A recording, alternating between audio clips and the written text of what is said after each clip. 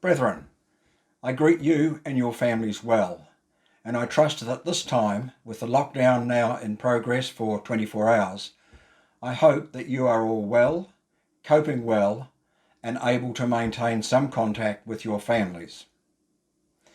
Brethren, I've just been reflecting that it is exactly 12 months to the day since I recorded my last video in the lockdown that we had in the year 2020. That was for a long period of time, and we survived that well, and the success of our planning, the community actions in staying within the rules and maintaining our lockdown, proved that we could reopen our lodges where lodges around the world have struggled to maintain their connection with their members in the way that we have. So we've done this before, and we can do it again. But we need to do it collectively and work as a team of Freemasons within our communities and our families. One of the most important things for me is to make sure that our welfare is strong, well regarded, and that we are looking after each other. Take this opportunity once again to ensure that you have contact on a regular basis with your family, friends, and our Masonic brethren and their families. As I said, we have done this before. We were successful 12 months ago. We were successful in ridding the virus from our community, but it was inevitable that it would come back in one form or another, and that certainly is the case at the moment. At the moment, I'm talking to you from my home, and we are here in Christchurch, and we are in our second day of the lockdown. Hopefully, some changes will be made on Friday, but I'm very much aware that brethren in other parts of the country, particularly in the north, may endure a longer period of lockdown until such time as the government decide that we are safe to resume our community engagements. Brethren, one of the most important parts of our success now will be the vaccination process, and I encourage everyone to take the opportunity as soon as they are able to become vaccinated. It's not so much about the individuals, although there is an advantage in that, as we all know, but it's also about protecting our families and the rest of our communities. So take the opportunity to have your vaccination.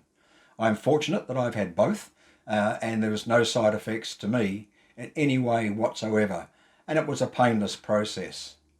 These vaccinations are happening around the world, and I am sure it will be the key to us getting a life back to normal here in New Zealand. We need to make sure that we share our information and work closely with our brethren and our lodges. We also need to make sure that we don't get into this mode of panic buying. Interestingly enough, I was able to go to the supermarket in Christchurch this morning.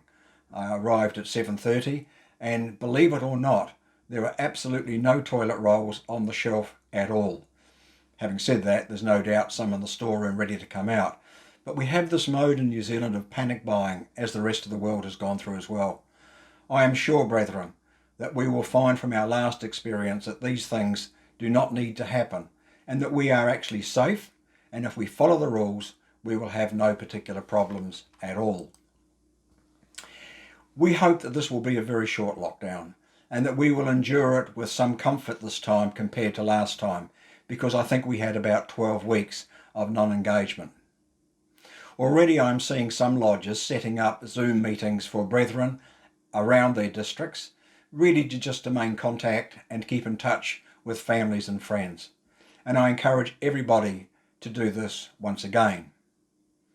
In terms of Freemasonry itself, lodges are closed at the moment, and there are no reasons for lodges to open until the governments actually make the announcement that we resume to level 1 or 2. We will put something out to our brethren at that time should that change. But please follow our Grand Lodge website. All the information about our lodges and the way that we are operating in this period are on that website, including the alert levels and what lodges are required to do, and how we manage Freemasonry during this particular period. We will also post regular updates on our Facebook page, so please follow those to see exactly where we are at the moment. As soon as any new information comes to hand, we will post that to the brethren so that you are fully informed. So I encourage you on a daily basis to visit either our Facebook page or our website. I do want you to stay connected. The most important part of our success last year, and we did it well, was to stay in touch with each other. It is so important that we can actually talk to each other, communicate with each other, and enjoy ourselves as best we can under these circumstances. But we all need to do our bit. It is not an easy process, and I understand that. I'm very much aware too that we have brethren with families still overseas that have not been able to enjoy the company of each other for quite some time.